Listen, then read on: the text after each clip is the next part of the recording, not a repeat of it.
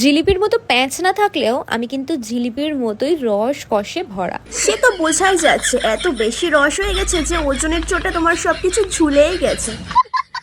সৌনকের কাছে কোনো অপশন নেই বলেও আমার সঙ্গে ঝুলে আছে। কি ধরে ঝুলে আছে সৌনক? তোমার যেগুলো ঝুলে গেছে সেগুলো ধরে? কে মানে? আমি চুলের কথা বলছি। तू समझा? हाँ नहीं तू समझा नहीं। সৌনককে এবার আমি ডিভোর্সই দিয়ে দেবো, কারণ ওর সঙ্গে জাস্ট আর থাকা যাচ্ছে না। কেন জানো? কারণ সৌনকের পটল শুকিয়ে একদম শুকনো লঙ্কা হয়ে গেছে। আমি তো ভাবতেই পারিনি শপিং মলে গিয়ে পয়লা বৈশাখ উপলক্ষে সৌনক আমাকে ব্রা কিনে দেবে। ও কিন্তু যথেষ্ট ধৈর্য নিয়ে আমাকে ব্রাটা পছন্দ করে দিল। ধৈর্য তো ধরতেই হবে, কারণ তোমার যা বৃহদাকৃতির সাইজ, অত বড় সাইজের ব্রা খুঁজতেও তো টাইম লাগবে।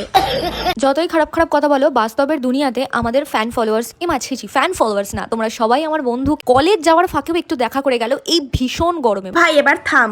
ওরা যে যার মতো ফোনে ব্যস্ত হয়ে নিজে গিয়েই সেলফি তুলছে, নিজে গিয়েই ভিডিও করছে, নিজে গিয়েই বলছে হাই করতে, আবার বলছে ওরা নাকি এর সাথে দেখা করতে এসেছে। মানে যেটাকে বলে উপজে অ্যাটেনশন চেয়ে নেওয়ার একটা সস্তা প্রচেষ্টা। দারুণ লজ্জার ব্যাপার। কিছু কিছু কাকিমাকে রেস্টুরেন্টে ঢুকতে দেওয়াই উচিত না, কারণ এরা হাঁ করে এমন ভাবে তাকায় যে আমার মনে হয় একটা ছেলে আমার দিকে তাকিয়ে আছে। ভীষণ আনকমফোর্টেবল ফিল হয়। হঠাৎ করে যদি চোখের সামনে মিয়া খালিফার ছোট বোনকে দেখতে পায় তাহলে হা করে তো তাকিয়ে থাকবেই।